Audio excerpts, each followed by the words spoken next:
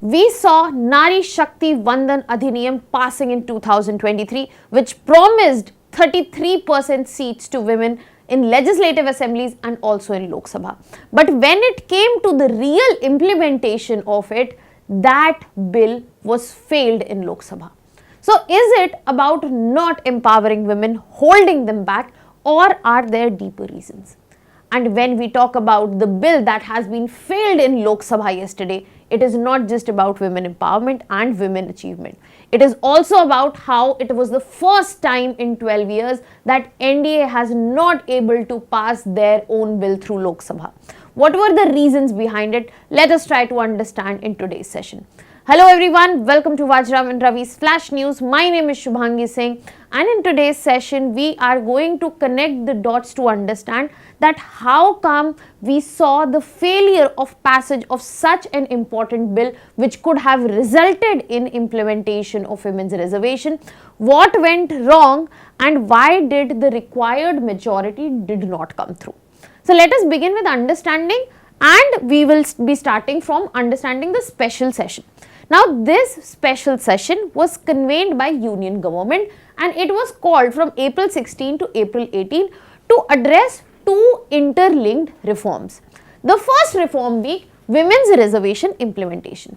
Now as I mentioned that in 2023 we had already, the bill had been passed for women reservation which goes by the name Nari Shakti Vandan Adhiniyam, and this bill became an act. Now this promised 33% reservation to women in Lok Sabha and state legislative assembly. But the problem here was implementation. Why it was a problem? It was a problem because the implementation can only take place after the next census, and once the census is done, then based on that, next delimitation, that means redrawing of constituencies, was required, and once this was done, then only the implementation can take place. Now the problem, let us move deeper into the problem, because if you clearly remember 2021 census not happened. Why did it not happen? COVID-19. It is supposed to be concluded by 2027.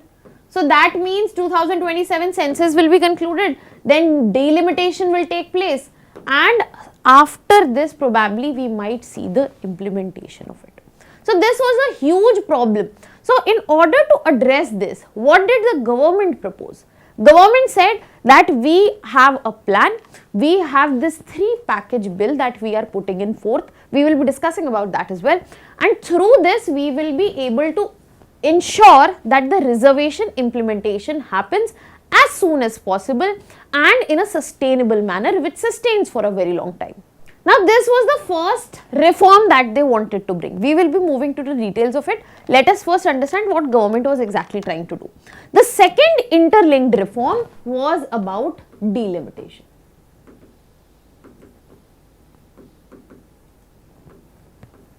Now delimitation is what? It is redrawing of the constituency boundaries based on parameters. In this context, in our context, it is population.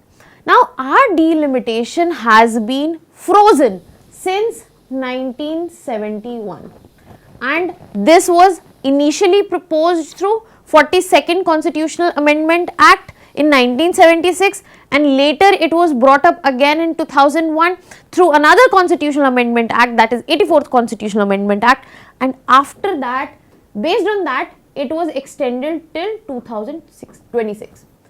Now government wanted to address these two interlinked reforms. Now the question is, how did the government want to address this? This was through the 3-package bill that I was talking about. It included the first main bill, that was Women's Reservation Amendment Bill, and it was talking that the present number of constituencies, Lok Sabha seats, that is 543, we are going to increase it to what? 850. Now what will happen? This will increase the number of seats and this will bring in 33% reservation for women. But again, please understand, this cannot be done without limitation. This cannot be done without delimitation. So we need delimitation as well. Government said, okay, we will bring a delimitation bill. So this was the second bill in the package, where government proposed that we will be redrawing constituencies based on latest population data. Another thing that the government proposed was the fact that constitution should not be binding and making it compulsory. The timing and basis should be decided by whom? It should be decided by Parliament. I have already discussed this in detail in a previous session. So this was the second point. Now the third bill that talked about expansion of seats in Lok Sabha and state assemblies, and that is why the government said that all of these bills are intrinsically linked, and it is important that if we have to enable one, then we have to enable all. So the government was very clear that if we want this framework to be implemented to ensure the implementation of women's reservation, which has been an act since 2023, we have to pass this whole framework. If any of this component fails, the whole framework will collapse on itself. Now, if the government was emphasizing so much on women's reservation, why opposition is against women's reservation? Or is there anything else?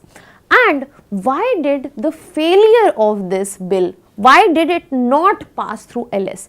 This is an important question here.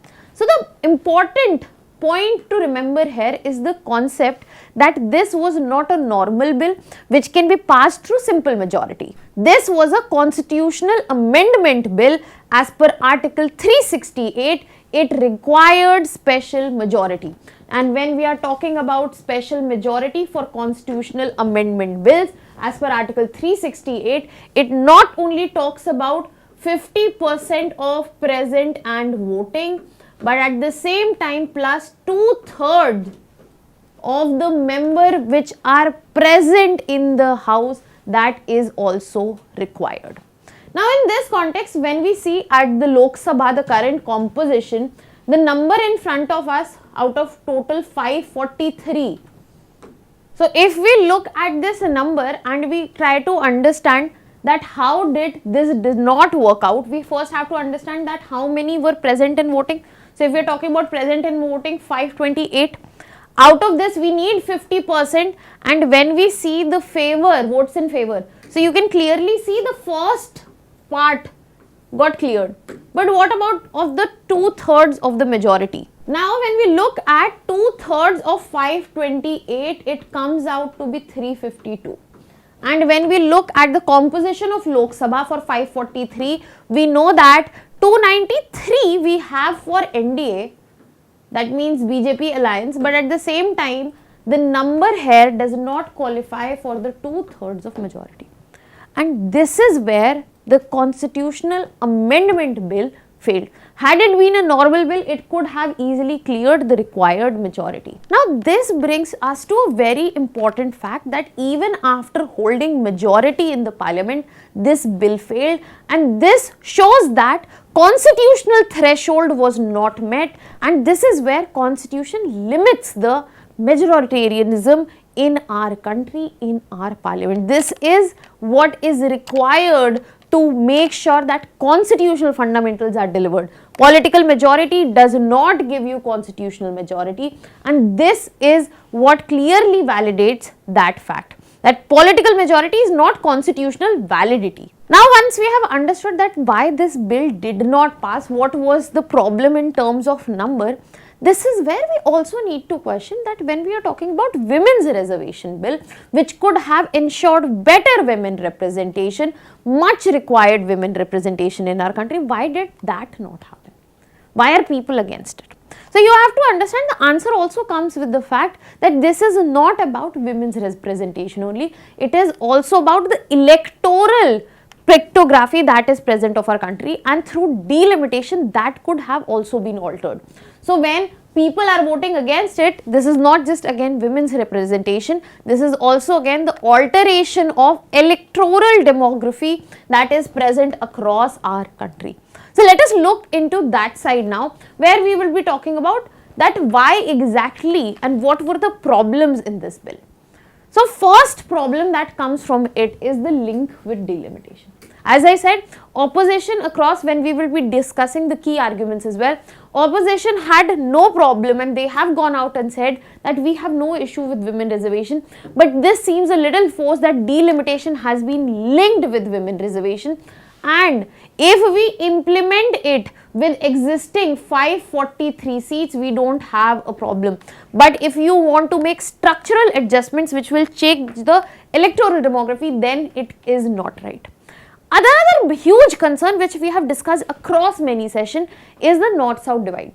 Even though when we are talking about 850 seats coming into the picture and the seats are being increased proportionally, I have discussed this in detail already, how seats are almost being increased into the range of 1.5x to 2x. For example, if you are looking at smaller states, you will see almost doubling up of the seats, but bigger states, the increase is somewhere around 1.5x. So in this context, the point remains the same.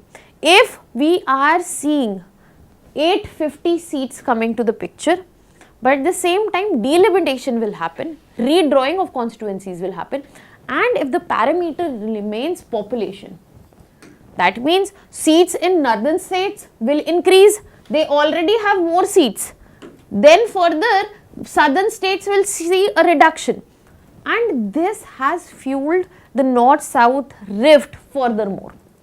Then another concern that was about the seat change. In this context, two problems that had emerged that had been highlighted. First one was the electoral balance, and second, political representation, that how exactly it looks like as of now, how their balance exists, that will be distorted through this very number, clubbed it with delimitation. And there was this huge concern that how a bill that became an act in 2023 which promised, which gave a hope to women representation, that becomes delayed, but at the same time it is also conditional, that when this happens, then only this will be implemented, and as of now this looks further postponed as well. So the controversy around the bill had been immense, and this is where it is not just about controversy, it is also about the power of opposition that it holds to limit the constitutional changes that the majority wants to make. So you also have to think from that angle for your exam. Now I hope we have a fair clarity that how exactly this unfolded. As I was talking about key arguments as well, as I have already told that opposition was on the stand that we do support women's reservation, but the only problem is delimitation. So if we are looking at the bill, look at it, the defeat or non-passage of delimitation. It is not about women's reservation. If it would have come up separately, we stand with it and we promote it. But the government is on the other end. The government has a different take on it. The government feels that the reservation for women need to be systematic and also sustainable. Even if we give them right away, which you are asking for at 543 seats, it is not going to be sustainable for very long term. For example, let us take an example. Let us say there is a seat where we have seen contestants being present for past 60 years. And in this situation, if that seat is reserved for women, that contestants, especially male contestants on those seats, will not be applicable for that anymore. So in this context, they clearly want the government that sustainable and systematic reservation should come in the picture. And they have multiple times promised that there will be no reduction in the existing seats, expansion will make sure. But the problem here is the southern states do not believe this promise. So now what will happen? What is the long-term implication because of all this? The first is that we clearly know women reservation has been delayed. If we look at this given bar graph, you can clearly see, yes, in recent times, the women who are contesting in Lok Sabha election, they have increased, but the ones who are being elected, that number remains very much limited over the years. Now, if we see the proportion of women which are leading, that is gradually declining in the success rate present. So the contesting is one part, but winning and representation is other part, and in this context, this seems to be unclear in terms of future, because this is going to be postponed definitely beyond 2029, because once the census is done, then the delimitation, and we also have elections for 2029 which is scheduled. Another long-term implication that is right in front of us is the fact that delimitation is not going to be an easy thing. Southern states have asked, and they are rigid on that, and which is rightly so, that they cannot be penalized for performing better in terms of population indicators. Second, this also shows that constitutional safeguards are present, alive and kicking. They are ensuring that special majority is present to not allow any just majority driven amendments. And another thing that comes in terms of implication, that yes, electoral map is up for change, it can be altered, but how, that needs to be seen. And this also marks the fact that gender politics have arrived. This is the time that we will see women voters becoming an important part of our electoral democracy, an important decision maker, and most importantly, hopefully, that the reservations that have been promised, they are also delivered. So we are not just voters, but also the policy makers, the representatives in this democracy. What are your thoughts on this? Let me know in the comment section. That was all from my side. I'll be leaving you here with the prelims practice question. Let me know the answer in the comment section. Thank you so much.